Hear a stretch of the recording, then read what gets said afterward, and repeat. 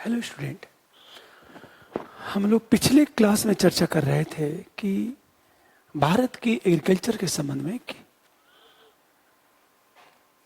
सिंचाई की सुविधा क्या है। ये सारी बातें हम लोग कर चुके थे, पर अब ये ऐप पे चल रही थी ना, पर एक चीज ध्यान देना इस बात को। अब इंडियन ज्योग्राफी में आपका एग्रीकल्चर बचा हुआ है, रिसोर्स बचा हुआ है। तो हम लोग की कोशिश होगी कि वर्ल्ड और इंडियन हम दोनों की बात करें। वर्ल्ड इंडियन दोनों का रिसोर्स और एग्रीकल्चर हम लोग साथ पढ़ेंगे। इसलिए आज मैं क्लास लूंगा देश और उसके निवासी, और देश उसके निवासी में विशेष रूप से क्लास होगी हमारी उत्तरी अमेरिका, दक्षिणी अमेरिका, यूरोप, अफ्रीका, एशिया और ऑस्ट्रेलिया। ठीक है, आज हमारी क्लास शुरू होगी। हार्डली 3 या 4 क्लास में देश उसके निवासी 6 से लेकर 8th क्लास की एनसीईआरटी आती है। हमेशा ध्यान दो, देश और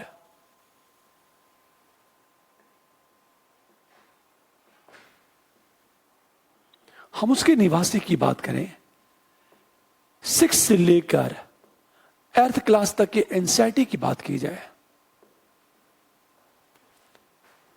ये पूरा एनसीईआरटी है।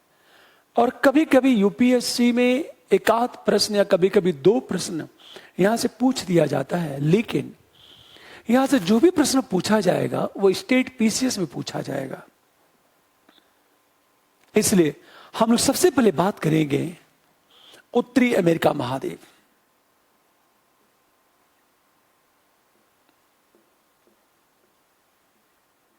अमेरिका,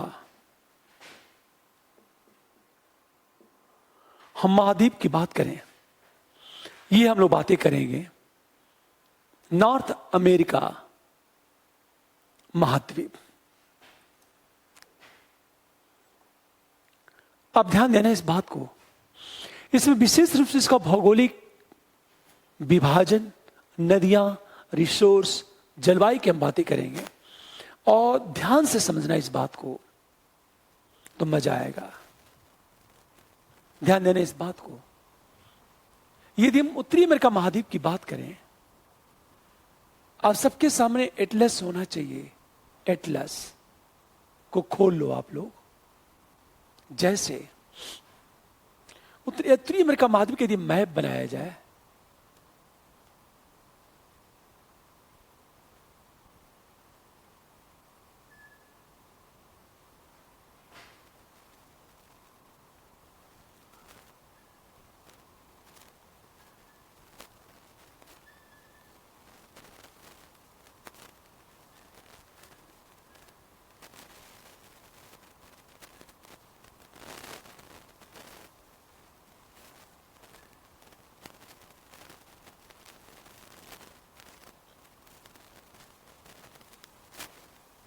ये देखो, आप एग्जैक्ट में बना नहीं पाया हूं, फिर भी हमेशा ध्यान दो इस बात को। ये आपकी हडसन की बात करें, ये हडसन सागर है।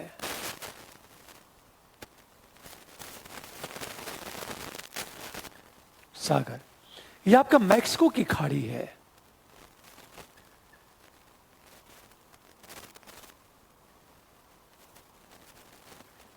ये जो है आपका, ये कैलिफोर्निया की खाड़ी है। कैलिफोर्निया,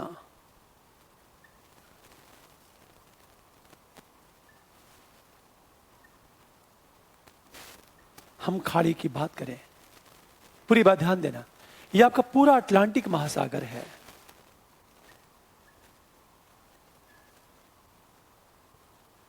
महासागर, यह आपका प्रशांत महासागर है। प्रशांत महासागर,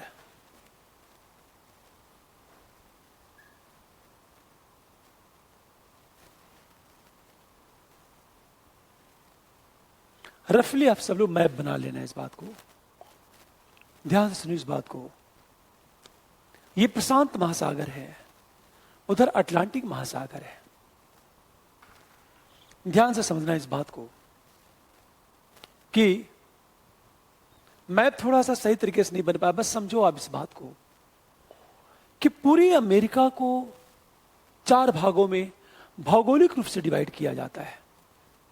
हम जब भौगोलिक रूप से अमेरिका को डिवाइड करते हैं तो 4 भागों में डिवाइड करते हैं। मतलब भौतिक यदि विभाजन की बात की जाए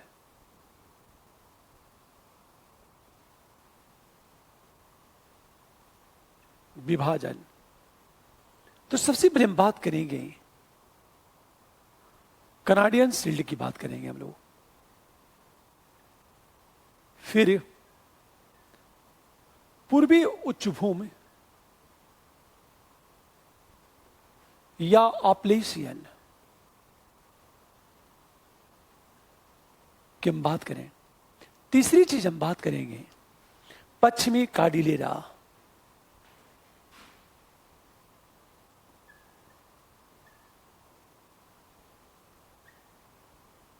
और 5वीं चीज हम बात करेंगे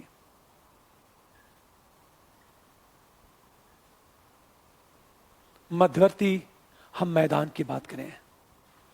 एक बात हमेशा ध्यान दो इस बात को, यदि भौतिक विभाजन की बात की जाए तो सबसे पहले बात करेंगे हम लोग कनाडियन शील्ड की बात करेंगे, फिर हम बात करेंगे पूर्वी उच्च भूमि की बात करेंगे या ऑपरेशन की बात करेंगे, फिर हम बात करेंगे पश्चिमी कार्डिलेरा, फिर हम बात करेंगे मध्यवर्ती हम मैदान की बात करेंगे। अब सोचो आप, ये जो आपका पश्चिमी कार्डिलेरा है, यदि हम पश्चिमी कार्डिलेरा की बात करें तो ये पूरा आपका पश्चिमी कार्डिलेरा है, ये पश्चिमी कार्डिलेरा है। ध्यान से सुनो इस बात को, जैसे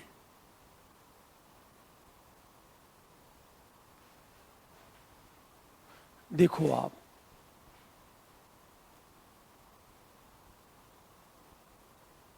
ये पूरा आपका पश्चिमी कार्डिलेरा है।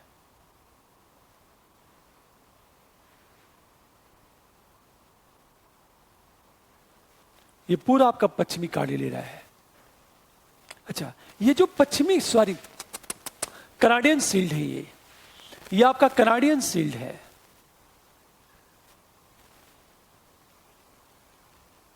कनाडियन शील्ड, अब ध्यान से सुनो इस बात को, ये जो कनाडियन शील्ड है, ये जो शील्ड है, ये कठोर चट्टानों से निर्मित है।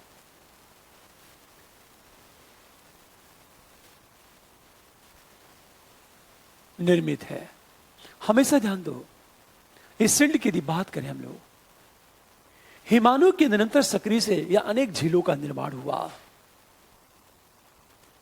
हिमालयों मतलब ग्लेशियर की सक्रियता से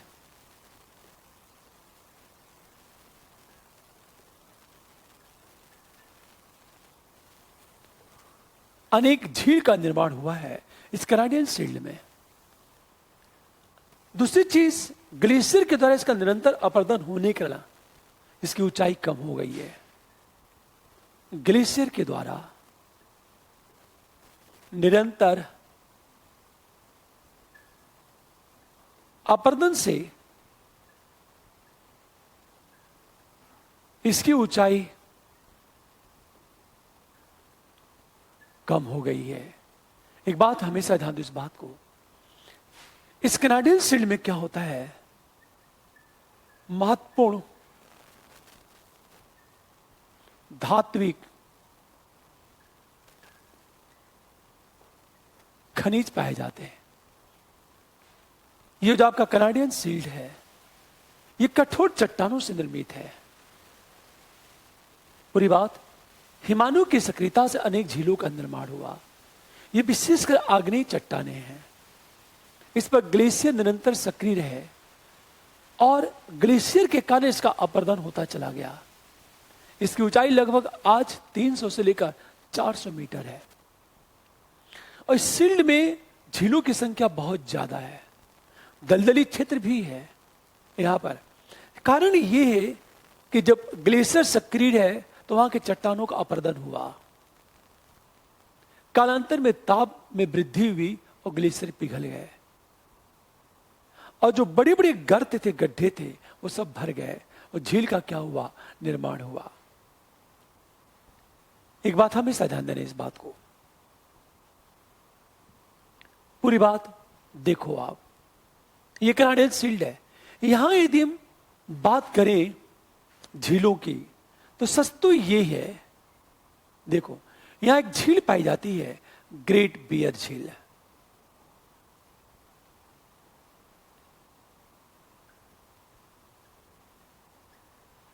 इसके ठीक नीचे पाई जाती है एक झील पाई जाती है, ग्रेट बियर, ग्रेट स्लेप कहते हैं इसको।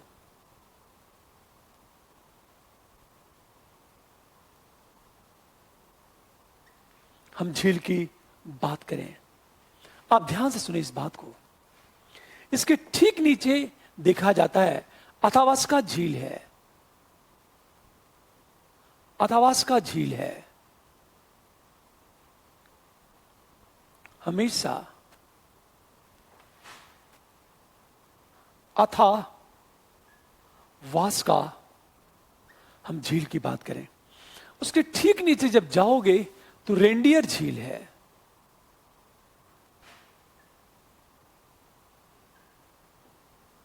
ये सब कैनाडियन शील्ड में है।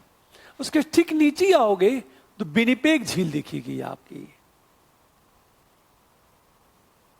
हमेशा ध्यान दो इस बात को, सॉरी, विनिपेग झील दिखेगी आपकी।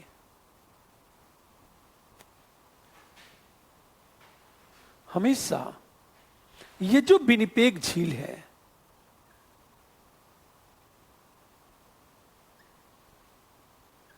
हम झील की बात करें, ये जो विनिपेग झील है, विनिपेग यहां विनिपेग सिटी है जो गेहूं की सबसे बड़ी मंडी है।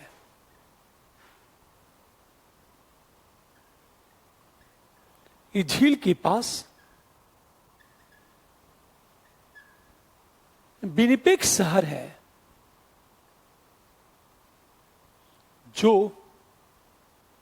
विश्व की सबसे बड़ी गेहूं की मंडी है। हमेशा ध्यान दें इस बात को, पूरी बात। इस झील के पास विनिपेग शहर है जो विश्व की सबसे बड़ी गेहूं की मंडी है। अब हमेशा ध्यान दो इस बात को, ये झीलों का क्रम है। जब उसके नीचे आओगे आप तो ग्रेट लेक्स है, और ग्रेट लेक्स में जो झील है,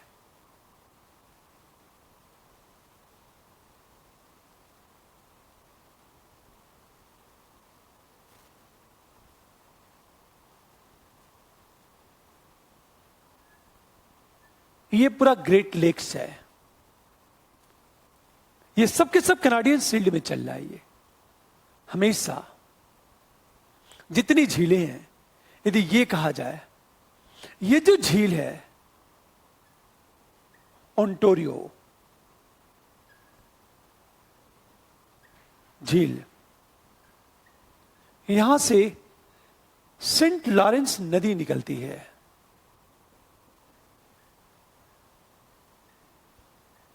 जो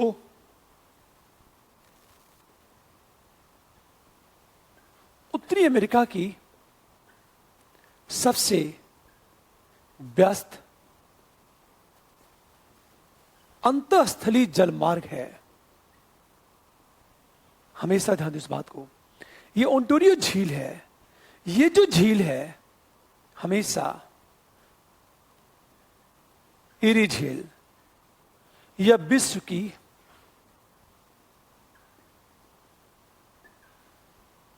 सबसे प्रदूषित झील है। हमेशा प्रदूषित क्यों है? क्योंकि एक तरफ डेट्रॉइट शहर है और दूसरी तरफ बफेलो शहर है। इधर जो है, मैंने क्या कहा, इधर जो है डेट्राइट है, डेट्राइट, इधर बफेलो है, शहर है। दोनों ये शहर से गंदगी इस झील में गिरती है हमेशा। एरी झील ये विश्व की सबसे प्रदूषित झील है।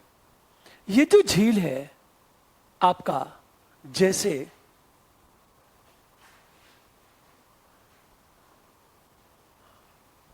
इस सब के सब कनाडियन शील्ड में चल रहा है। ये हमेशा ध्यान दो इस बात को। ये जो झील है, ये झील है ह्यूरन। इसे सू नहर द्वारा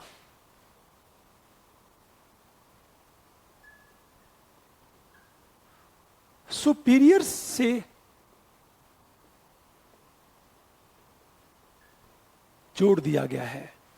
हमेशा ध्यान दो इस बात को कि बात करें, ये जो झील है आपका, ये सुपीरियर झील है।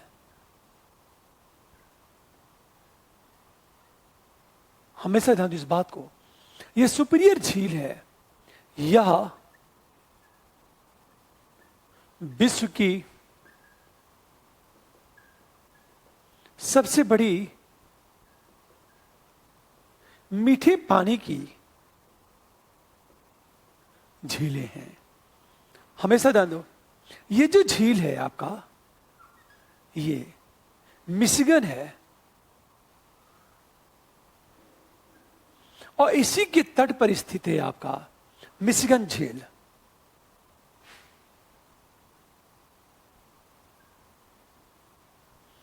हमेशा इस मिशिगन झील के तट पर जो स्थित है आपका शिकागो, शिकागो इसके तट पर स्थित है।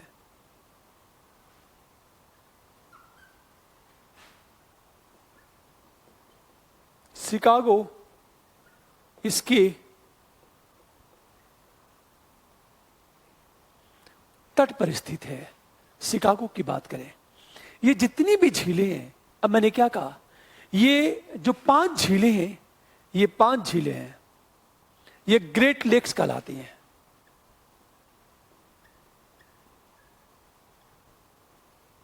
ग्रेट लेक्स कहलाती है। हमेशा ध्यान दो इस बात को कि कनाडा और अमेरिका की सीमा इन झीलों से गुजरती है। कनाडा एवं अमेरिका की सीमा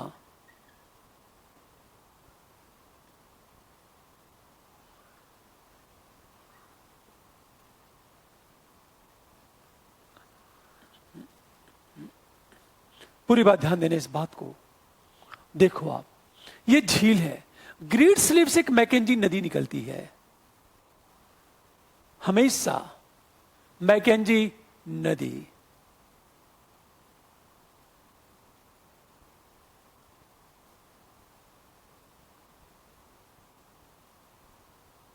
ये जो है मैकेंजी नदी है।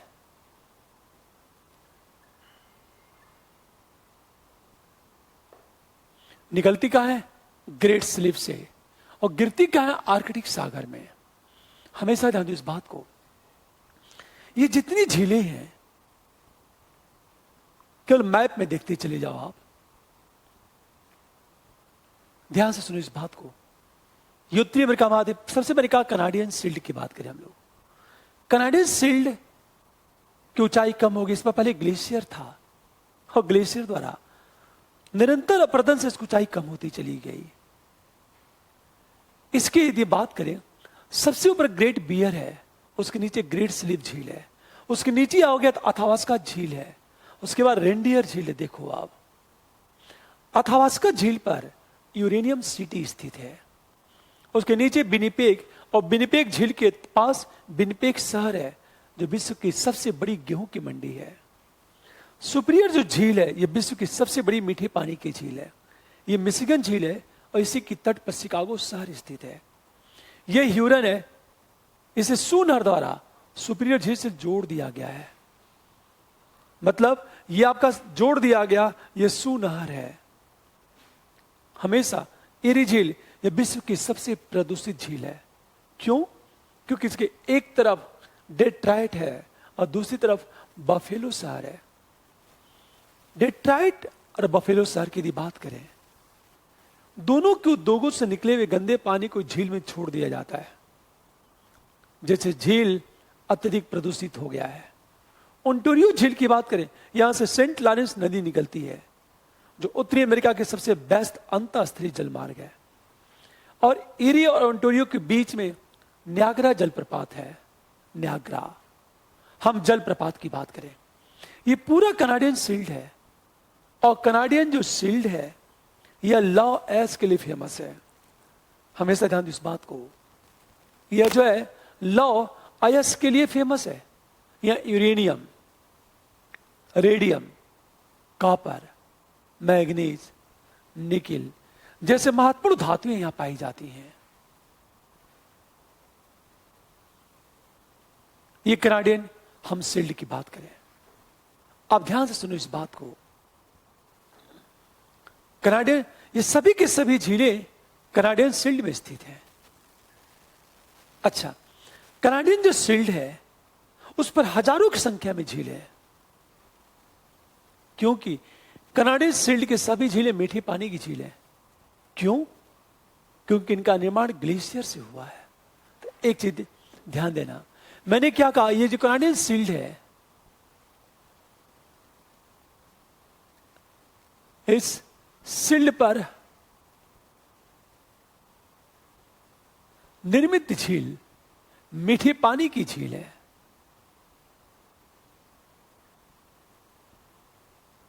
क्योंकि यह ग्लेशियर से निर्मित है। ग्लेशियर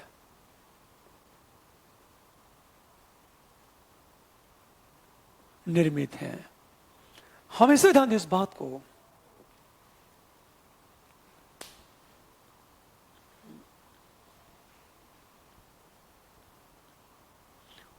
पूरी बात ध्यान देना, इस शील्ड पर जो निर्मित झील है मीठे पानी की झील है, क्योंकि यह ग्लेशियर से निर्मित है और यहां हजारों की संख्या में झीलें पाई जाती है। एक बात हमेशा, यहां झीलों की संख्या बहुत ज्यादा है।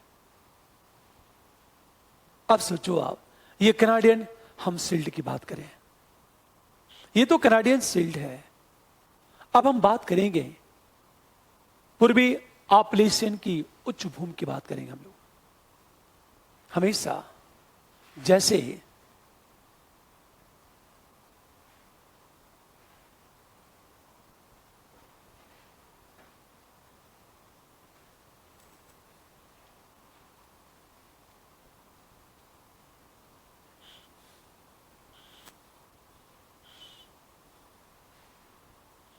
ध्यान से सुनो इस बात को। जैसे सबसे चीज ये है कि यदि बात करें, पूरे एक बार अमेरिका का मैप बनाते हैं हम लोग।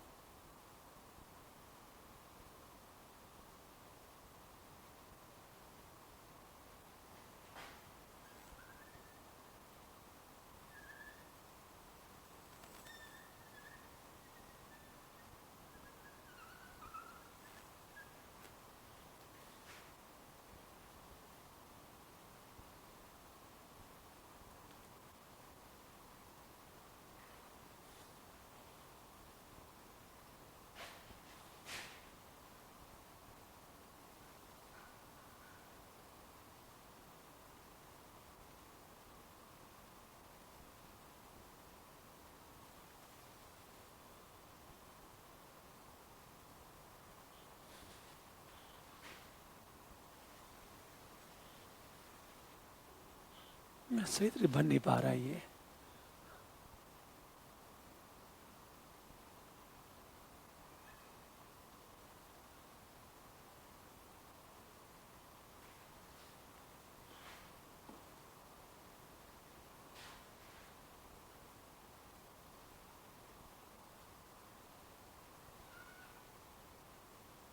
हाँ चलो आप, चलो रफली देखो आप।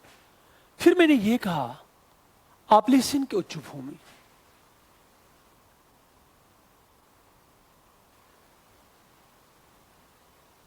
लेशियन,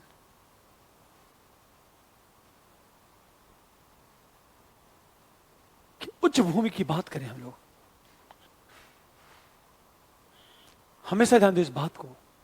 मैंने ये कहा, ये जो पॉपुलेशन की जो उच्च भूमि है, ये पूरा का पूरा जो एप्लीशियन की कनाडियन शील्ड के साथ साथ ये पूरा एप्लीशियन की उच्च भूमि है। सोचो आप,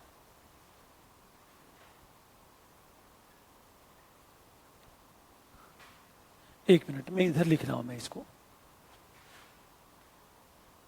हमेशा ध्यान दो। ये जो पूरा है आपका, ये एप्लीशियन की उच्च भूमि है।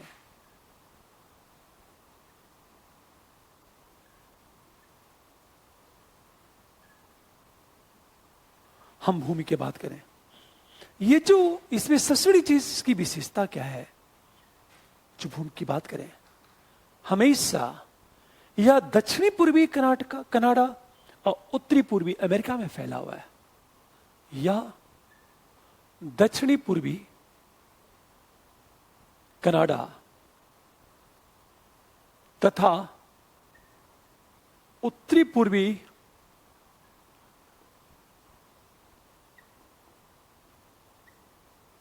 फैला है।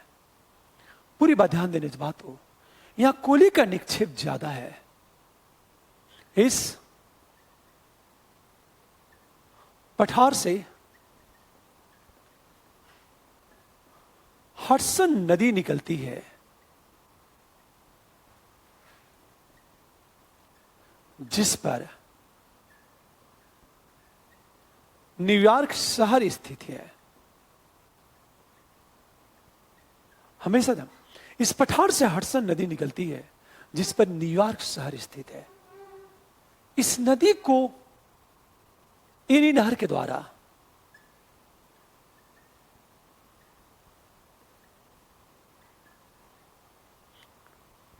इरी नहर द्वारा इरी झील से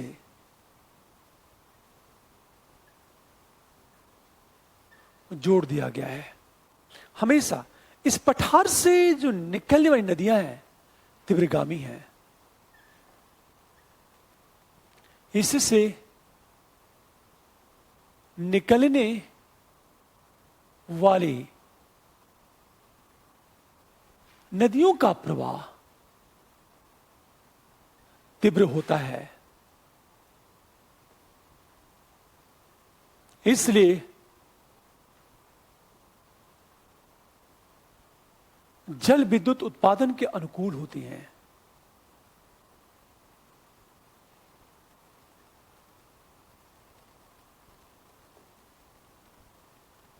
हमेशा ध्यान दो, जो एप्लीशियन की जो उच्च भूमि है, पूरी बात ध्यान दो, इससे निकलने नदियों का प्रवाह तीव्र होता है। इससे जल विद्युत उत्पादन के अनुकूल होती हैं। यह दक्षिणी पूर्वी कर्नाटका, उत्तरी पूर्वी अमेरिका में स्थित है। हमेशा इसकी जो ऊंचाई है, पेंसिल्वेनिया के पास इसकी ऊंचाई लगभग 1000 मीटर है। मतलब पेंसिल्वेनिया के पास इसकी ऊंचाई लगभग 1000 मीटर है और वाशिंगटन के पास लगभग 1800 मीटर ऊंचाई इसकी है। पूरी बात ध्यान देने इस बात को।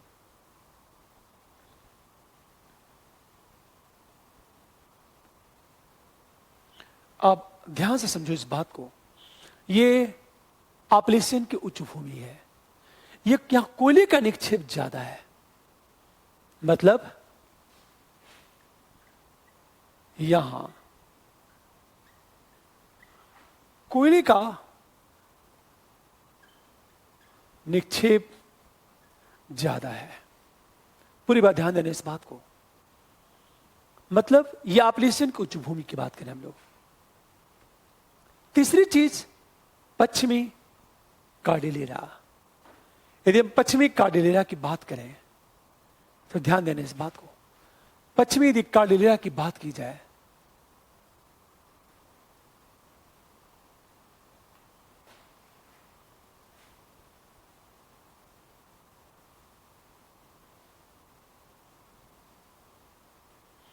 तो देखो है क्या। यदि हम पश्चिमी कार्डिलेरा की बात करें, पश्चिमी कार्डिलेरा,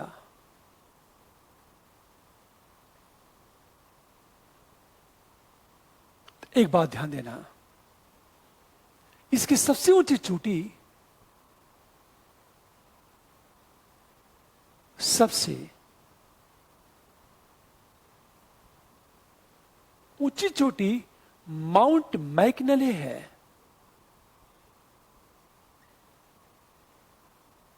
जो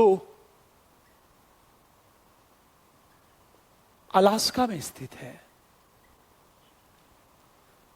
मतलब जो पश्चिमी कार्डिलेरा है, इसकी सबसे ऊंची चोटी माउंट मैकनले है। ध्यान देना इस बात को, माउंट मैकनले, और जो अलास्का में स्थित है। अब ध्यान से सुनिए इस बात को, हम बात करें इसके, ये पर्वत देखो आप, ये अलास्का रेंज है, यही पर एक पर्वत है माउंट मैकनले। इसकी जो श्रेणियां हैं, उन श्रेणियों को देखो आप, ये पूरा का पूरा राकीज है, राकीज।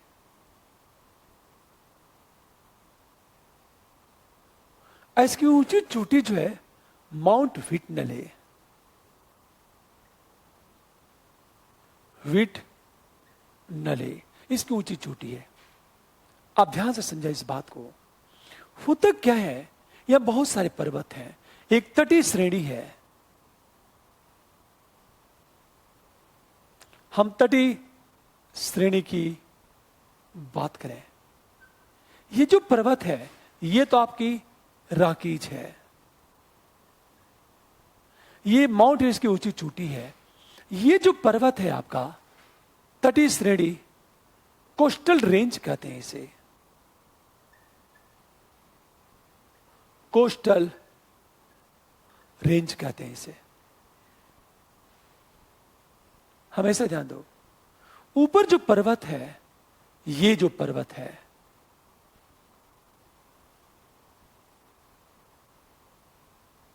फिर ये जो पर्वत है,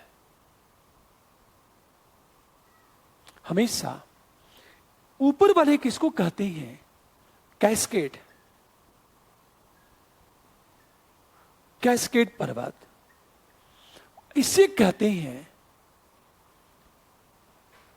सियरा नेवादा, सियरा नेवादा। हम पर्वत की बात करें, ये पश्चिमी कार्डिलेरा की बात देखो आप, इनके बीच बहुत सारे पठार हैं।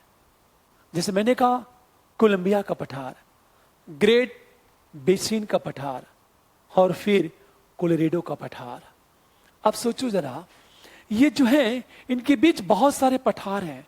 जैसे मैंने ये कहा, हमेशा किन पर्वतों के बीच में, अच्छे को ध्यान दो इस बात को, ये मैक्सिको है। ये जो पर्वत है पश्चिमी सियरा माद्रा,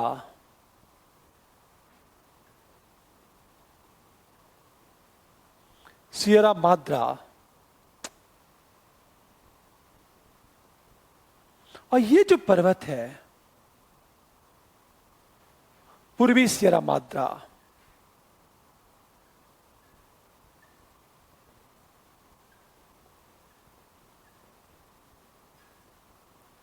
हम माद्रा की बात करें, ये पूरा का पूरा पश्चिमी कार्डिलेरा है। हमेशा ध्यान दो इस बात को, इनके बीच बहुत सारे पर्वत हैं। जैसे मैंने ये कहा, ये जो पर्वत है आपका, मान लिया जाए कोलंबिया का पर्वत पठार,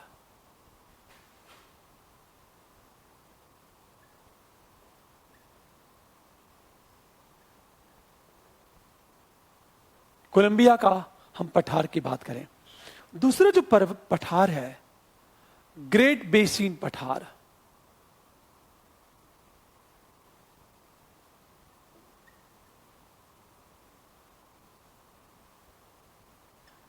और तीसरा जो पठार है कोलोराडो का पठार।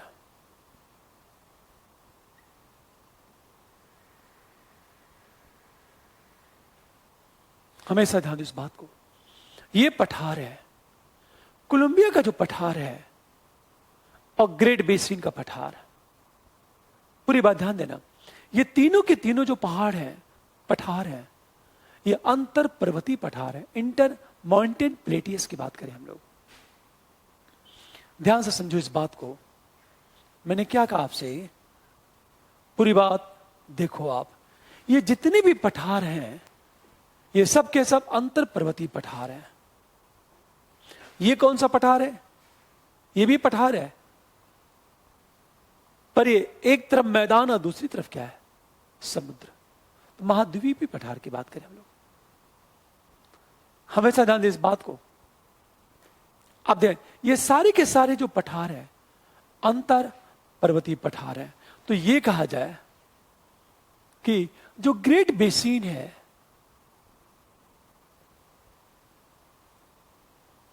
ग्रेट हम बेसिन पठार की बात करें, ये अंतर पर्वतीय पठार कैसे दो पर्वतों के बीच में है। ये हमेशा यहां ग्रेट सॉल्ट लेक स्थित है। हमेशा यहां से निकलने वाली नदियां समुद्र तक नहीं पहुंच पाती।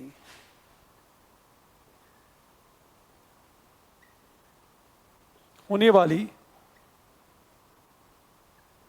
नदियां समुद्र तक नहीं पहुंच पाती हैं। हमेशा यह ग्रेट सॉल्ट लेक स्थित है। यहां प्रवाहित होने नदियां समुद्र तक नहीं पहुंच पाती हैं। पूरी बात ध्यान दें इस बात को, समुद्र तक नहीं पहुंच पाती हैं। अतः ये नदियां अंतःस्थलीय नदी है। नदियां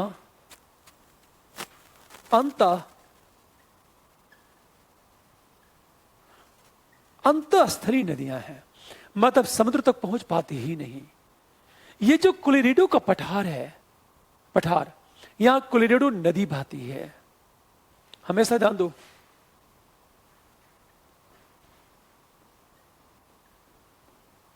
इस पठार पर कोलोराडो नदी बहती है जो कैनियन का निर्माण करती है।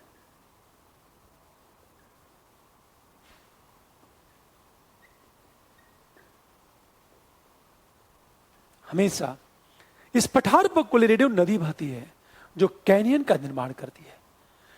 और इसका कैनियन बहुत ही फेमस है, बहुत ही सुंदर टूरिस्ट प्लेस है ये। हमेशा ध्यान दें इस बात को।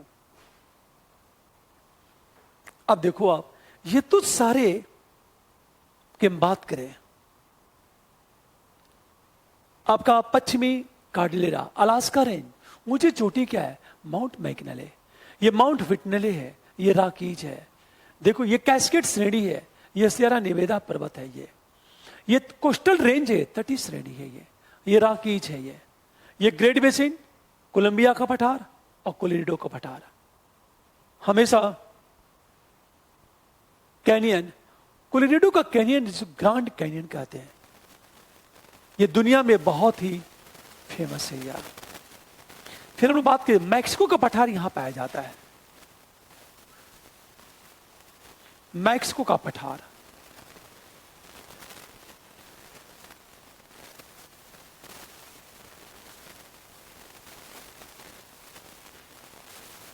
ये तो आपका पश्चिमी कार्डिलेरा हुआ। फिर हम बात करें मैदान है, सोचो आप, यदि मैदान की बात की जाए तो मध्यवर्ती मैदान पाया जाता है यहां पे।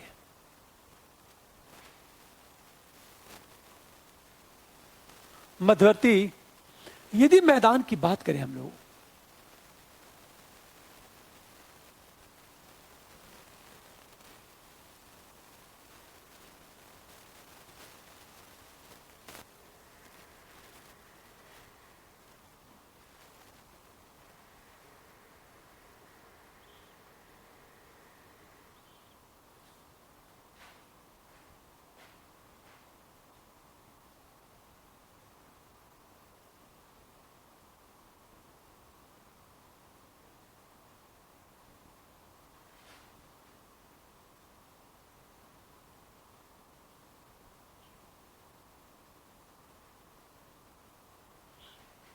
अब सोचो आप, ये आप लिसन की उच्चभूमि है, ये कनाडियन आपका सील्ड है,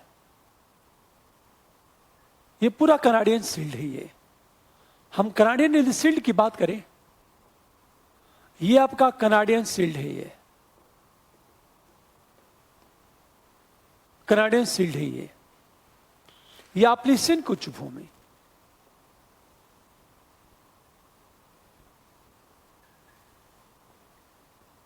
ये आपका कनाडियन सील्ड है, ये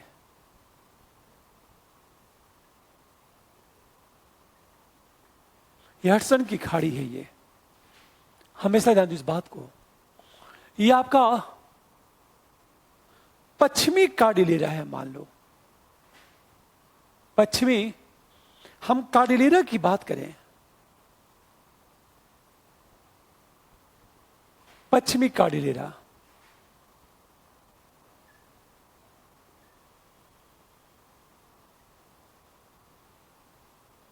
आप सोचो ये जो पूरा मैदान है,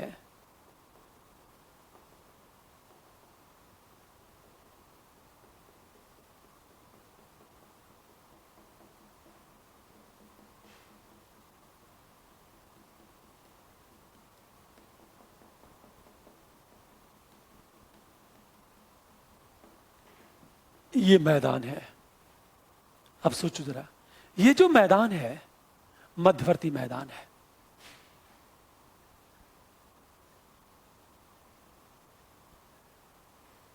मैदान।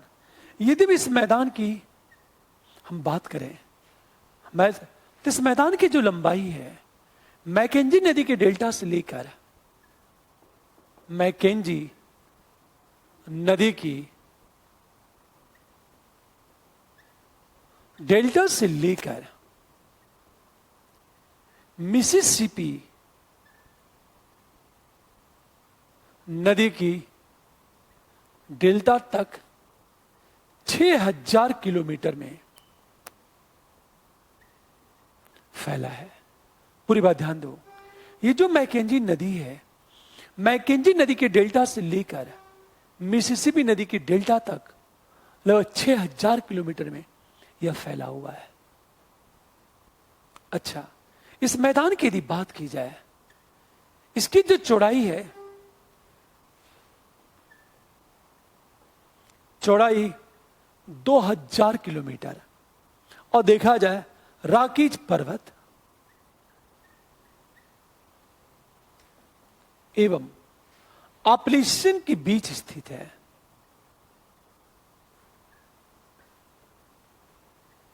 के बीच स्थित है। ये जिसकी जो चौड़ाई है लगभग 2000 किलोमीटर है, और रॉकीज पर्वत और एप्पलेचियन के बीच ये स्थित है। हमेशा इस मैदान का जो दक्षिणी भाग है, हमेशा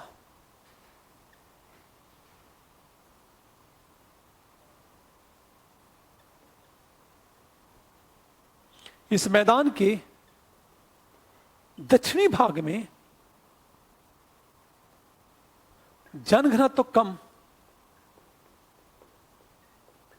तथा तापमान ज्यादा है, परंतु उत्तरी भाग में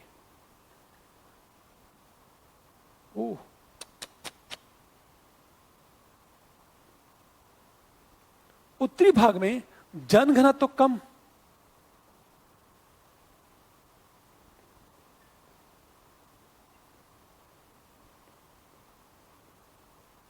हमेशा ध्यान दो, यह मैकेंजी नदी का मुहाना है।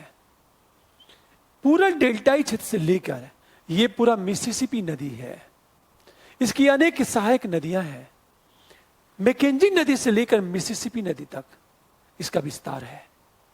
यहां पर तापमान ज्यादा होता है, वर्षा भी ज्यादा होती है, यहां स्नोफॉल नहीं पड़ता, पर मैकेंजी नदी के मुहाने पर स्नोफॉल बहुत ज्यादा होता है।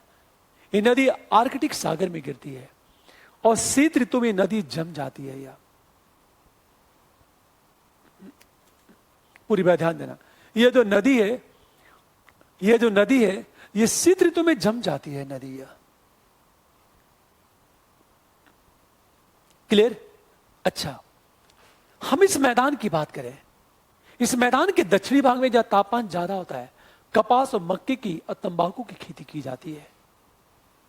हमेशा इस मैदान के दक्षिणी भाग में कहा जाता है कि यहां जो खेती होती है, हमेशा दक्षिणी भाग में कपास, मक्का और तंबाकू की खेती होती है। सोचो जरा, आखिर इसके दक्षिणी भाग में कपास की खेती क्यों होती है? क्योंकि कपास की खेती के लिए लगभग 200 दिन पाला रहित अवधि चाहिए, पाला रहित दिन चाहिए लगभग इसके दक्षिणी भाग में। हमेशा जानो, तो दक्षिणी भाग में कपास, मक्का और तंबाकू की खेती होती है। मैकेंजी नदी का डेल्टाई क्षेत्र है ये। डेल्टाई क्षेत्र की बात करें हम लोग, अब हमेशा ध्यान दो इस बात को, मैंने हडसन की खाड़ी है, ये डेल्टाई क्षेत्र की बात करें। मैकेंजी नदी के डेल्टाई क्षेत्र में स्नोफॉल ज्यादा होता है, तापमान हमेशा कम रहता है। ये नदी सीधे आर्कटिक सागर में गिरती है और ये नदी सीधे मैक्सिको की खाड़ी में गिरती है, मैक्सिको खाड़ी, मिसिसिपी। तो पूरा यहां पॉपुलेशन डेंसिटी बहुत ज्यादा होती है। अच्छा, अमेरिका में क्या हो रहा है, पूरी बात ध्यान दे इस बात को। ये जो मिसिसिपी जल, ये बहुत ज्यादा उर्वर क्षेत्र है ये, और यहां जो निग्रो का व्यापार होता था, पहले निग्रो यही बसाए गए थे। क्यों? खेतों में मजदूर के रूप में, बधवा मजदूर के रूप में उन्हें रखा जाता था, निग्रो को। तो जो निग्रो है, निग्रो यहां रहते थे इस बेल्ट में, ब्लैक लोग। अब देखो, चूंकि ये मैदान उर्वर क्षेत्र है और अमेरिका में औद्योगिकरण तो बहुत बाद में हुआ, हम बात करें यहां जो खेती होती थी पहले, ये उर्वर क्षेत्र, डेल्टाई क्षेत्र है, मिसिसिपी नदी का डेल्टाई क्षेत्र है, यहां की मिट्टी बहुत ही उर्वर है। तो खेतों में काम करने के लिए निग्रो को लाया जाता था, इसलिए दक्षिणी भाग में निग्रो की पॉपुलेशन डेंसिटी सबसे ज्यादा है। ये जो बेल्ट है, यहां पे निग्रो की बात करें कि पॉपुलेशन डेंसिटी सबसे ज्यादा है। उत्तर में इनका जनघनत्व तो कम है। हमेशा ये अलग चीज है, अब ज्यादातर माइग्रेट हो गए, लेकिन जो सुपीरियर झील है उसके आसपास इनकी संख्या ज्यादा है, क्योंकि उद्योगों में काम करने के लिए सस्ते मजदूर चाहिए। तो जब अमेरिका में गृह युद्ध हुआ नस्ली भेदभाव को समाप्त करने के लिए, हमेशा जानो, और जब नस्लवाद को समाप्त करने की बात उठी तो यहां से बहुत सारे निग्रो चले गए उद्योगों में। और उद्योग कहां स्थित थे? ग्रेट लेक्स के आसपास। ग्रेट लेक्स में कौन है? Superior, Michigan, Hurun, eri, Ontario की बात करें, क्योंकि वहां लॉ अयस्क बड़े पैमाने पर पाए जाते हैं। यह हमेशा ध्यान दो इस बात को, वहां लॉ अयस्क बहुत बड़े पैमाने पर पाए जाते हैं वहां पे, हमेशा। इसलिए दो बातें, नंबर 1, यहां पॉपुलेशन डेंसिटी ज्यादा है दक्षिणी भाग में। नंबर 2, निग्रो की संख्या यहां ज्यादा है, क्योंकि खेतों में काम करने के लिए अफ्रीका महादेश से निग्रो यही पहले लाए गए थे। उसके बाद दूसरी इनकी जनसंख्या अब सुपीरियर झील के आसपास हो गई है, ग्रेट लेक्स के आसपास, क्योंकि जब वहां औद्योगिकरण बढ़ा, उद्योग सबसे पहले ग्रेट लेक्स के आसपास लगाए गए। आखिर ग्रेट लेक्स के आसपास उद्योग क्यों लगाए गए? क्योंकि लॉ अयस्क के भंडार वहीं पाए गए। आप सोचो, और उद्योगों को सस्ते मजदूर चाहिए। तो यहां से जो निग्रो थे वो मजदूर बन गए। इसे देखा होगा, अब ग्रेट लेक्स के आसपास काले लोगों की संख्या ज्यादा है। ये बातें समझ में आ गई होंगी। ये मैदान, मैंने क्या कहा, इस मैदान के दक्षिणी भाग में कपास, मक्का, तंबाकू की खेती होती है। कपास की खेती क्यों होती है? कपास के लिए 200 दिन पाला रहित अवधि चाहिए। मक्के की खेती होती है, पर यहां मक्के को पैदा किया जाता है किसके लिए? कहा जाता है कि पशुओं को खिलाने के लिए और मांस के लिए। अब सोचो जरा, ये मैदान है। अब हम बात करें कि यहां कौन कौन सी नदियां पाई जाती हैं।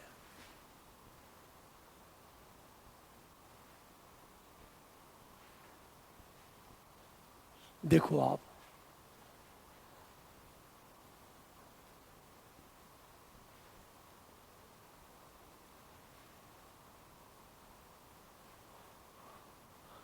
अब नदियों की यदि हम बात करें तो उत्तरी अमेरिका महाद्वीप की नदियां,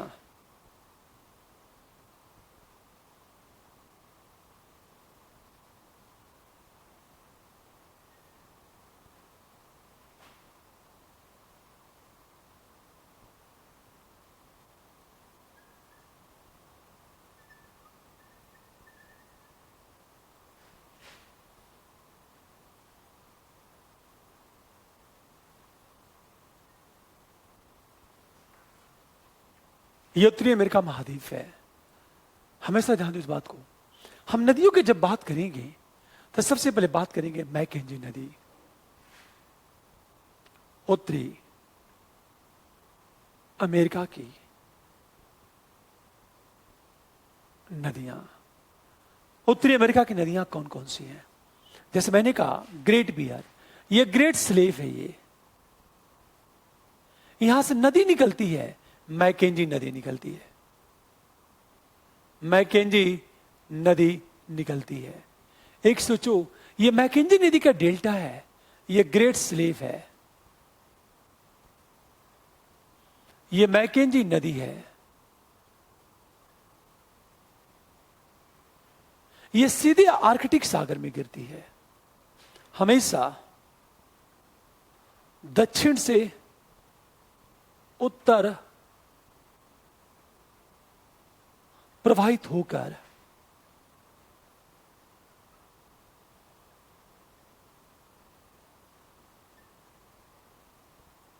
आर्कटिक सागर में गिरती है। शीत ऋतु में इस नदी का मुहाना जम जाता है। ऋतु में इस नदी का मुहाना जम जाता है। अब सोचो, नदी का मुहाना जम जाएगा तो क्या होगा? तो स्थिति क्या हो जाएगी कि पानी चारों तरफ फैल जाएगा और दलदली क्षेत्र का क्या होगा? निर्माण होगा। अब सोचो, एक नदी निकलती है यहां पर, यूकान नदी।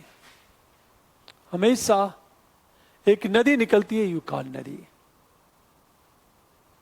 हमेशा ध्यान दो इस बात को, ये जो नदी है यूकान नदी है। यह नदी बेरिंग सागर में गिरती है।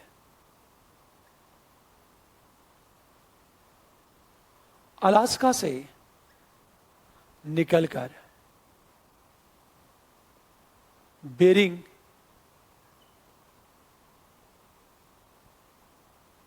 सागर में गिरती है। एक सबसे बड़ी चीज नदी की बात हम ये करें। दूसरी चीज देखा जाए, हमेशा ध्यान दो इस बात को। अच्छा, ये नदियां डेल्टा बनाती हैं, मैकेंजी नदी डेल्टा बनाती है। एक बात ध्यान देना इस बात को। अगला देखो, सेंट लॉरेंस नदी की बात करें हम लोग।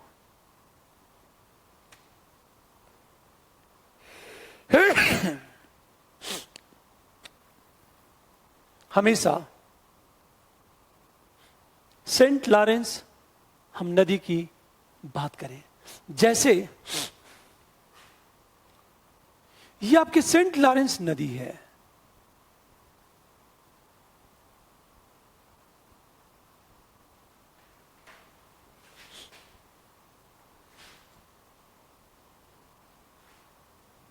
देखो आप,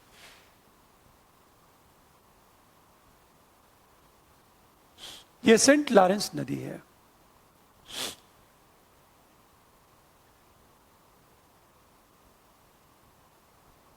ये नदी है, सेंट लॉरेंस नदी है।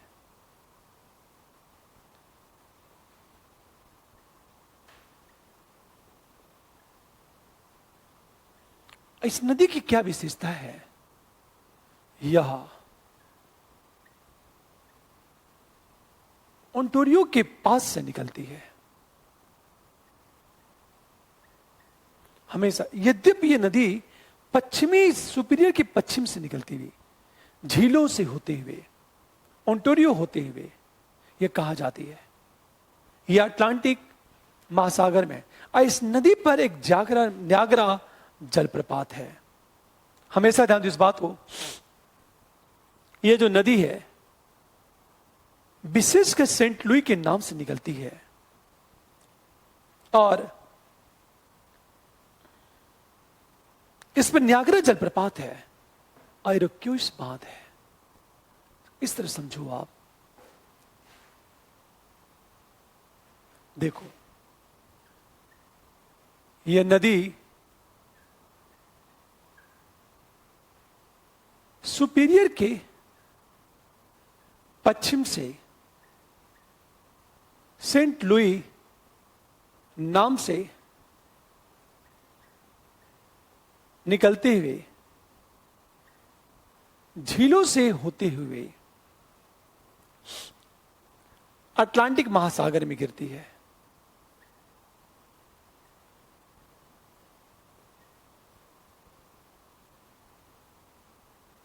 हमेशा ध्यान दो, इस नदी पर क्या है?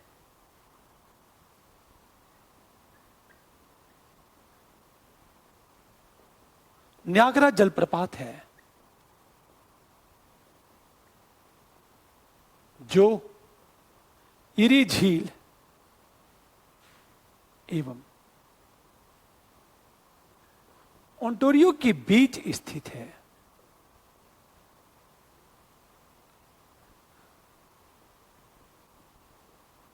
इस नदी पर इरोक्योस बांध है।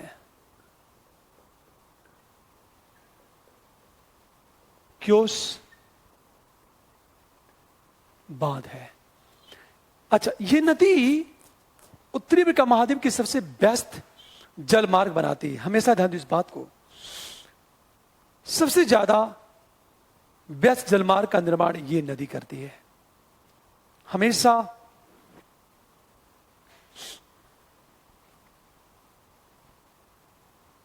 सेंट लॉरेंस नदी सबसे व्यस्त जलमार्ग है। अगला देखो, फ्रेजर नदी की बात करें। पहली चीज, ये जो फ्रेजर नदी है कनाडा में वैंकूवर के पास से निकलती है। फ्रेजर हम नदी की बात करें, देखो आप, ये फ्रेजर नदी है।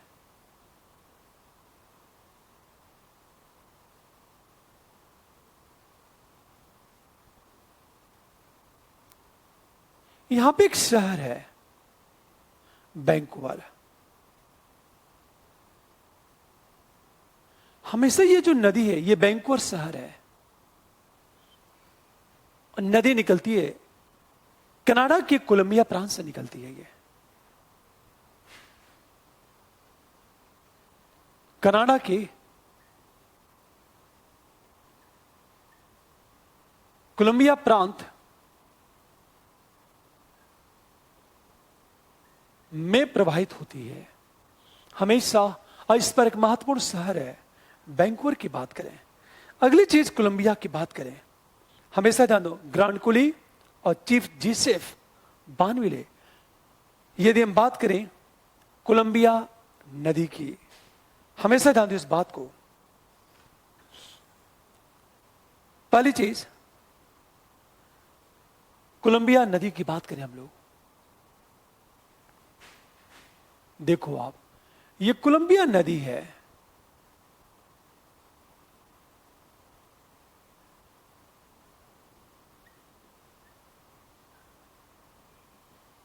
कोलंबिया नदी है।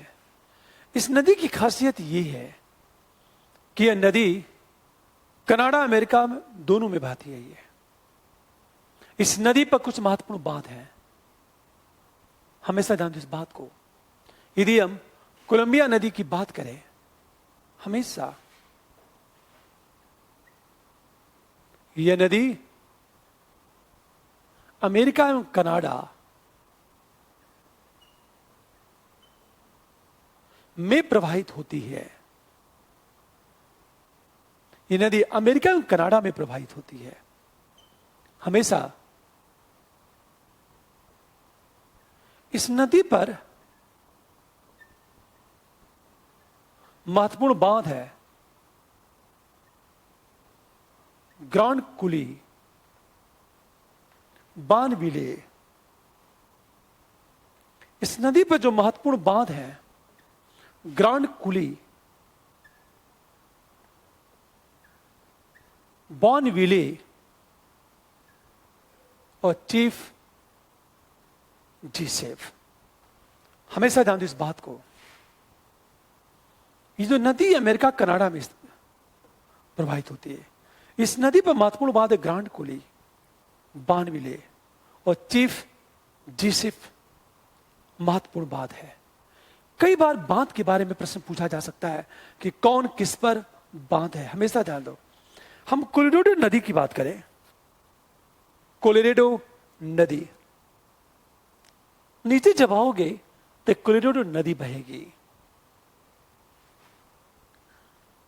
मैं थोड़ा सा मिटा दे रहा हूं मैं, हमेशा देखो आप,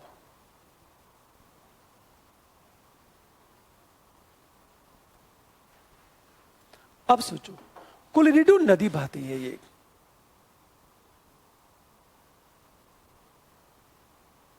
ये नदी है।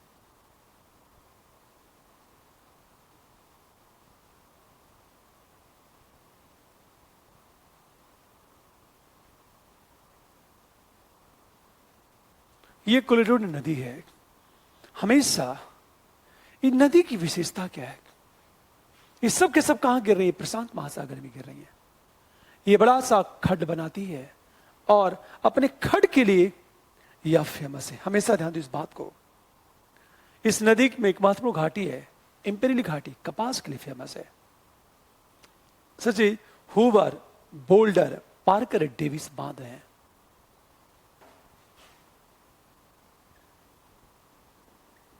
इस नदी पर हूवर, पार्कर, डेविस बांध हैं। हमेशा ध्यान दो इस बात को।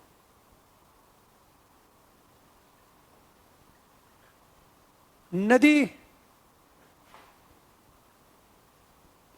के घाटी में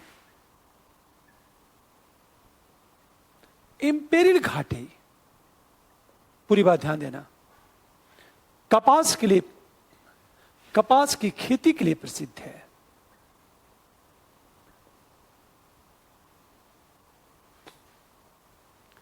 यह खड्ड बनाती है। गॉड कैनियन का निर्माण लगभग 1700 से 1800 मीटर गहरे खड्ड का निर्माण करती है यह नदी। एक बात हमेशा ध्यान दो, मैंने क्या कहा, इसमें एक सेंट लॉरेंस नदी, मैकेंजी नदी ग्रेट स्लिप से निकलती है, डेल्टा बनाती है आर्कटिक सागर में। ये यूकान नदी है, अलास्का से मिलकर निकलकर बेरिंग सागर में गिरती है ये, और ये पूर्व से पश्चिम प्रवाहित होने। देखो आप, बेरिंग सागर में गिरने वाली नदी कौन सी है? यूकान नदी। यूकान या यूकाटन एक ही चीज है। फ्रेजर नदी, ये कनाडा के कोलंबिया प्रांत में, वैंकूवर इसके शहर पर। कोलंबिया नदी देखो जरा, इसमें महत्वपूर्ण बात, ये जो कोलोराडो नदी है, अच्छा कोलंबिया नदी के बाद देखो, ये नदी अमेरिका और कनाडा में प्रवाहित होती है। इस नदी पर महत्वपूर्ण बात है ग्रांड कुली, बानविले और चीफ जीसेफ। ये जो कोलोराडो नदी है, हुवर, पार्कर और डेविस बांध है। इस नदी की घाटी में इंपेरियल घाटी है और ये घाटी बहुत ही फेमस है। अच्छा, एक ध्यान दो इस बात को, बोल्डर भी इस पर महत्वपूर्ण बांध बना हुआ है। हमेशा ध्यान दो इस बात को। फिर मिसिसिपी और मिसौरी की बात करें हम लोग, ये नदी देखो, ये जो नदी है मिसिसिपी नदी है।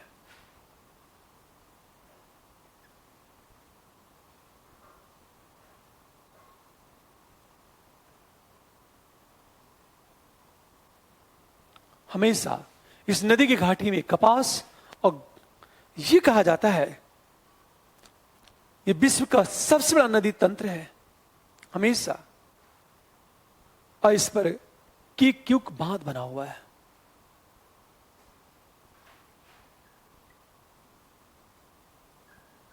विश्व का सबसे बड़ा तंत्र है, इस पर क्यूक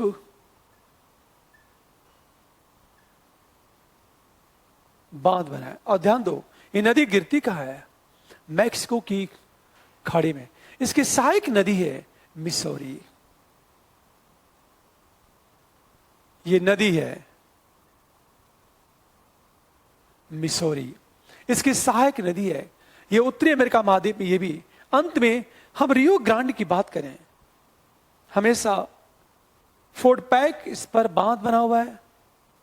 अंत में हम रियो ग्रांड नदी की हम बात करें, रियो ग्रांड नदी की बात करें हम लोग, अपना मार्ग मैक्सिको अमेरिका की सीमा बनाती है।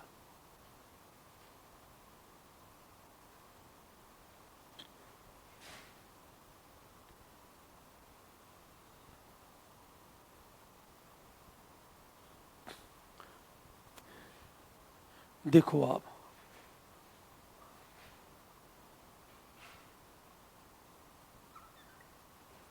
यह जो नदी है रियो ग्रांडवे, रियो ग्रांडवे नदी, हमेशा ध्यान दो इस बात को। नदी अमेरिका और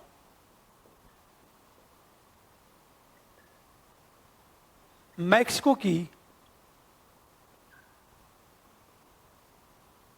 हमेशा यह नदी अमेरिका और मैक्सिको की सीमा बनाती है। यह मार्ग बदलने के लिए प्रसिद्ध है। अच्छा, इस पर एक बात भी है, डोवर, हुवर, पार्कर, डेविस और डोवर। इस पर कोलोराडो नदी पर, सॉरी डोर कहते हैं, बोल्डर बांध है, सॉरी बोल्डर।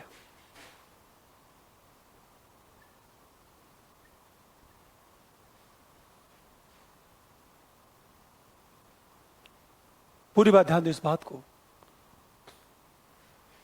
रियो ग्रांडवे नदी, यह नदी अमेरिका मैक्सिको की सीमा बनाती है। यह अपना मार्ग बदलने के लिए फेमस है। अंत में हम लोग हडसन नदी की बात करें। हडसन नदी ऑपरेशन कुजुबुम से निकलती है और प्रशांत महासागर में गिरती है। इस नदी के मुहाने पर एक शहर है न्यूयॉर्क, और न्यूयॉर्क शहर बहुत ही फेमस शहर है।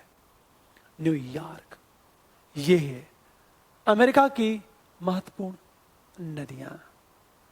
आप सोचो, अमेरिका में रिसोर्स पाए जाते हैं, कौन कौन से रिसोर्स हैं और कहां पाए जाते हैं, हमेशा ध्यान दो। उसकी बाद हम बात करेंगे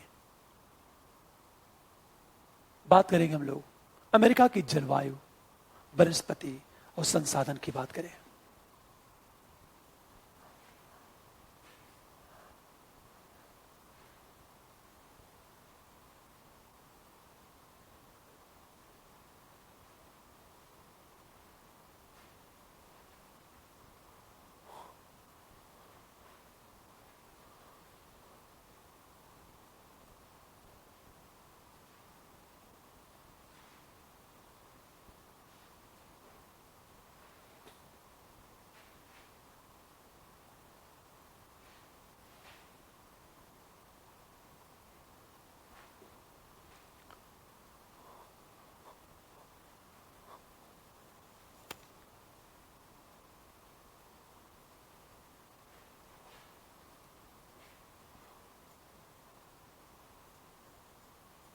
हमेशा जानते हो इस बात को।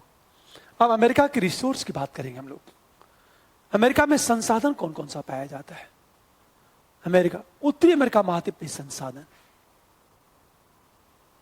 उत्तरी अमेरिका महाद्वीप में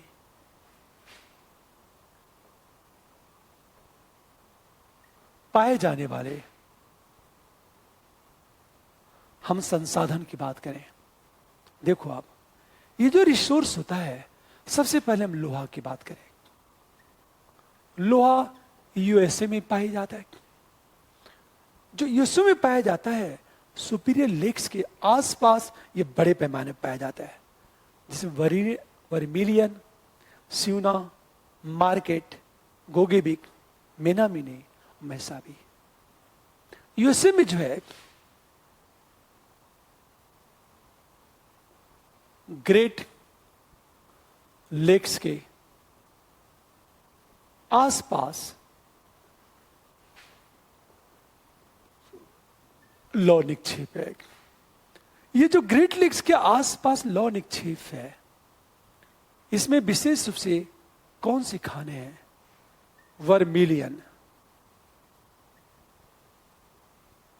हमेशा स्यूना, मार्क्वेट, गोगेबिक, मोनामीना और मेसाबी। हमेशा ध्यान दो, जो ग्रेट लेक के आसपास 6 लौ अयस्क क्षेत्र हैं। वर्मिलियन, स्यूना, मार्क्वेट, गोगेबिक, मोनामीना और मेसाबी की खाने। समांतर जो है मेसाबी की खाने ज्यादा फेमस है। एक बात हमेशा ध्यान दो इस बात को, ये 6 प्रमुख लौ श्रेणियां हैं। अंत में देखा जाए, ऑपरेशन क्षेत्र में दूसरा यूएसए में ऑपरेशन क्षेत्र है, जो अल्बामा क्षेत्र प्रसिद्ध है, और तीसरा है रॉकीज पर्वत, जिसमें उटाह, नेवादा, वायमिंग और कैलिफोर्निया। हमेशा जानो ये ग्रेट लेक्स का। दूसरे है ऑपलिशियन,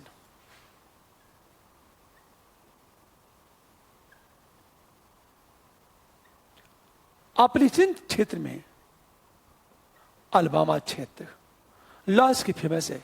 और तीसरा जो रॉकीज पर्वत, इसमें उटाह, नेवादा, वायमिंग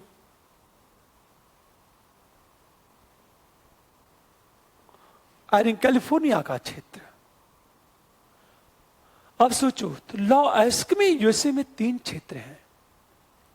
पहला क्षेत्र ग्रेट लेक्स के आसपास लौ निक्षेप। अब सोचो, इसमें वर्मिलियन है, स्यूना, मार्क्वेट है, गोगेबिक, मोना, मीना, मेसाबी की खान। सबसे ज्यादा जो फेमस है मेसाबी की खान है। ऑपलेशियन जो क्षेत्र है वह अल्बामा क्षेत्र है। तीसरा रॉकीज पर्वत, जिसमें उटाह, नेवादा, वायमिंग और कैलिफोर्निया का जो क्षेत्र है, ये रॉकीज का क्षेत्र है। जो कनाडा का क्षेत्र है, हम कनाडा की बात करें, सुपीरियर जो क्षेत्र, सबसे ज्यादा जो सुपीरियर क्षेत्र है हमेशा लेब्राडोर। तो पूर्वी क्यूबेक की बात करें, अब देखो लोहा में हम कनाडा की बात करें, कनाडा दी, तो कनाडा में क्या हो रहा है?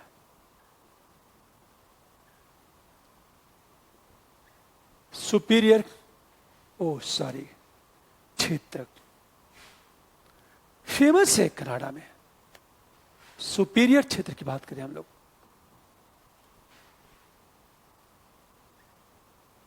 लेब्राडोर तथा पूर्वी क्यूबेक है।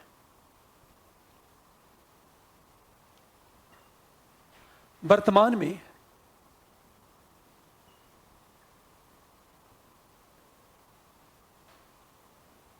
पूर्वी क्यूबेक तथा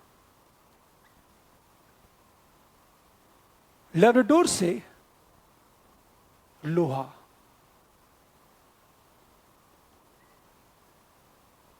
तो सुपीरियर क्षेत्र का जो महत्व है बहुत कम हो चुका है।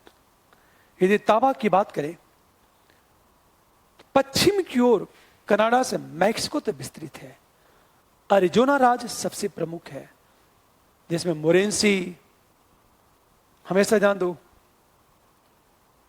ग्लोबे और कांसा क्रादे फेमस है। देखो आप, यदि तांबा की बात करें हम लोग,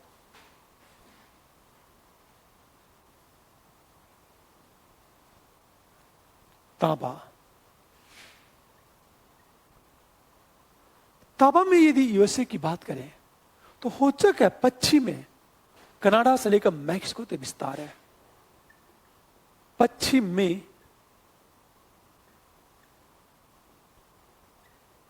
कनाडा से लेकर मैक्सिको तक तांबे का विस्तार है। विशेष रूप से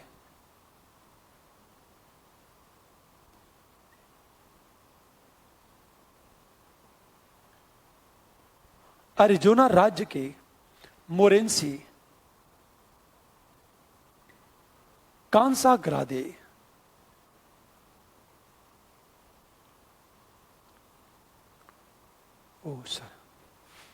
कांसा ग्रांडे,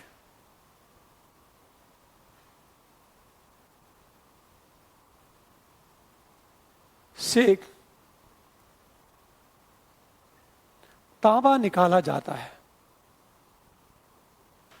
हमेशा सबसे बड़ी खान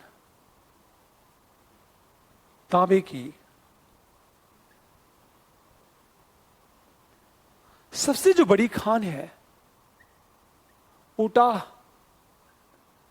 राज्य के बिंघम क्षेत्र में है। हमेशा जानो, बिंघम की जो खान है वो सबसे ज्यादा फेमस है। और कनाडा में जो निकाला जाता है ओंटारियो के सेंटबरी, क्यूबेक के नोरेडा में स्थित है। हमेशा यदि हम कनाडा की बात करें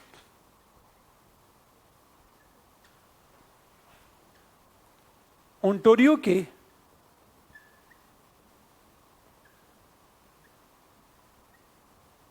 सेंटबरी तथा कनाडा के क्यूबेक के नोरेडा,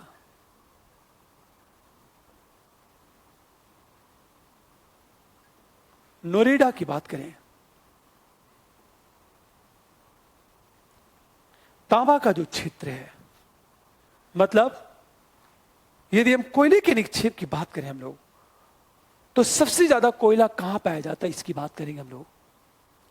पूरी बात ओंटारियो के सेंटबरी तक क्यूबेक के नोरेडा में स्थित है। तांबे की सबसे बड़ी खान है अमेरिका में। यदि कोयला की बात करें तो ऑपरेशन क्षेत्र बहुत फेमस है। पेंसिल्वेनिया से लेकर दक्षिण में अल्बामा तक विस्तृत है। पूरी बात ध्यान देने इस बात को।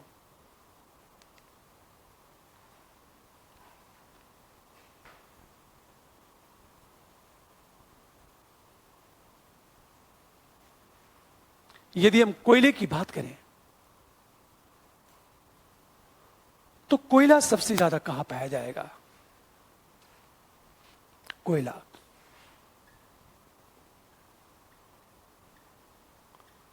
यूएसए की यदि बात करें तो हम ले जान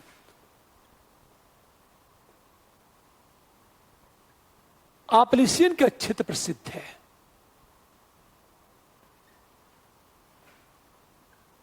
यहां पेंसिल्वेनिया से लेकर अल्बामा तक कोयले का निक्षेप है।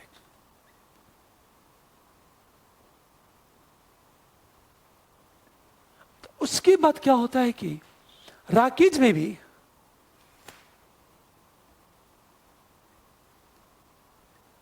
क्षेत्र में भी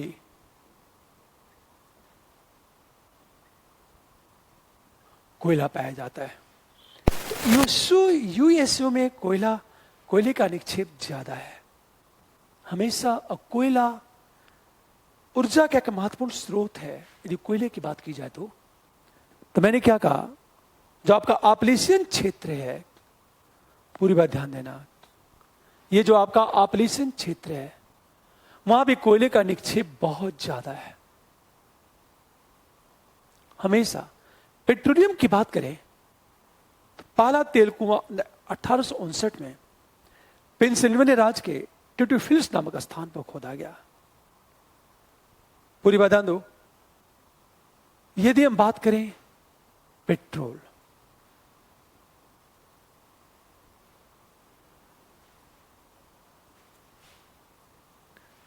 यदि हम पेट्रोलियम की बात करें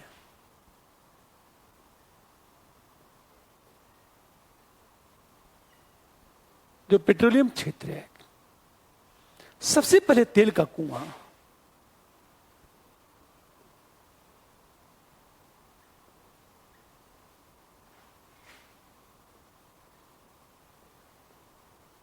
पेंसिल्वेनिया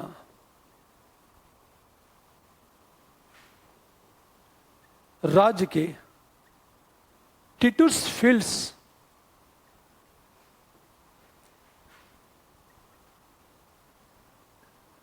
स्थान पर 1859 में खोदा गया।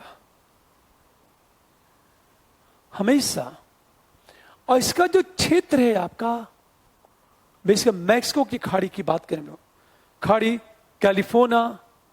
कैलिफोर्निया का क्षेत्र, रॉकीज पर्वत और अलास्का की बात करें, इसका जो क्षेत्र है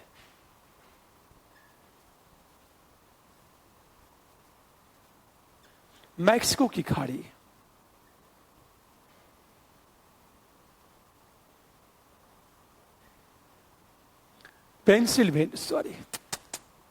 कैलिफोर्निया,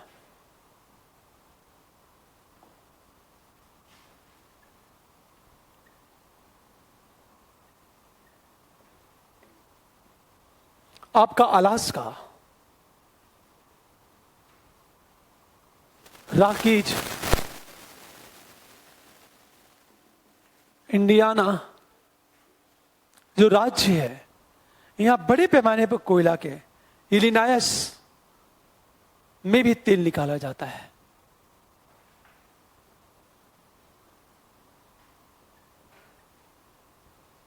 यहां भी तेल निकाला जाता है और तेल बहुत बड़े पैमाने पर यहां निकाला जाता है। हमेशा ध्यान दो, मैक्सिको की खाड़ी, कैलिफोर्निया, अलास्का, रॉकीज, इंडियाना और इलिनाइस की बात करें, यहां से तेल निकाला जाता है यूएसए में। अपने रिसोर्स की बात, अब हम बात करें कि यहां का क्लाइमेट कैसा है और पॉपुलेशन डेंसिटी कहां पाई जाती है अमेरिका में। इस सब के सब में 6 या 7th क्लास के एनसीईआरटी पढ़ा रहा हूं आपको मैं।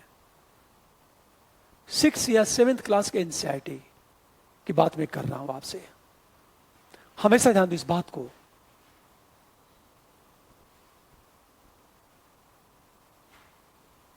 अब उत्तरी अमेरिका महाद्वीप की हम जलवायु की बात करें और वनस्पति की बात करें। जलवायु, पूरी बात ध्यान देने इस बात को, यह अमेरिका है आपका।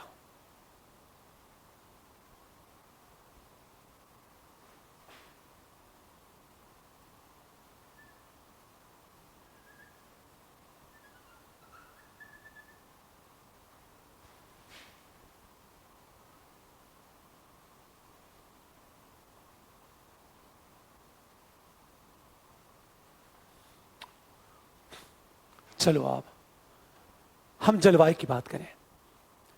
पूरी बात ध्यान दें इस बात को। यह कैलिफोर्निया की ठंडी जलधारा है। ये जो जलधारा है ये आपका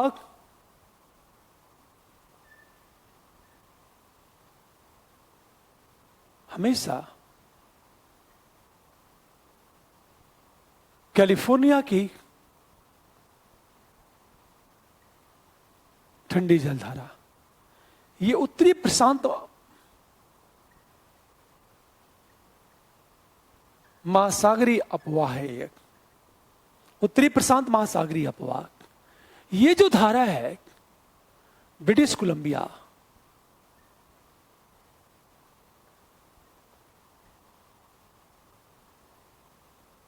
या अलास्का की गर्म धारा, ये ठंडी जलधारा कैलिफोर्निया, ये जो धारा है फ्लोरिडा, आगे गई गल्फ स्ट्रीम बन गई। ये जो धारा है लैब्राडोर,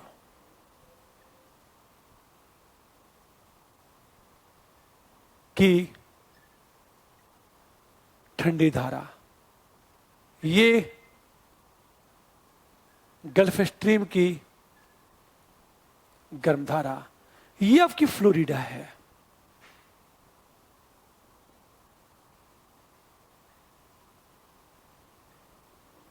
हम गर्म धारा की बात करें, पूरी बात ध्यान दें इस बात को। होता क्या है, ये पश्चिम में क्या है आपका पश्चिमी काट ले रहा है। सबसे ज्यादा जो वर्षा होती है, सबसे ज्यादा जो वर्षा होती है इस बेल्ट में होती है। सबसे ज्यादा वर्षा मतलब उत्तरी पश्चिमी अमेरिका में पछुआ हवाओं से सबसे ज्यादा वर्षा होती है।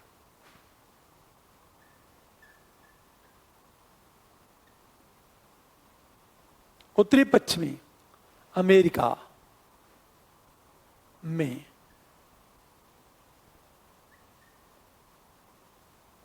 पछुआ हवाओं से वर्षा होती है।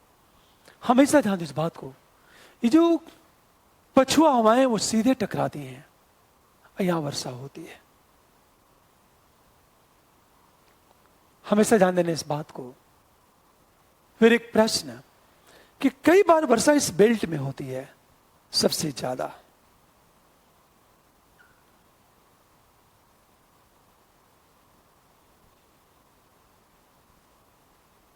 यहां जो वर्षा होती है व्यापारिक हवाओं से वर्षा होती है।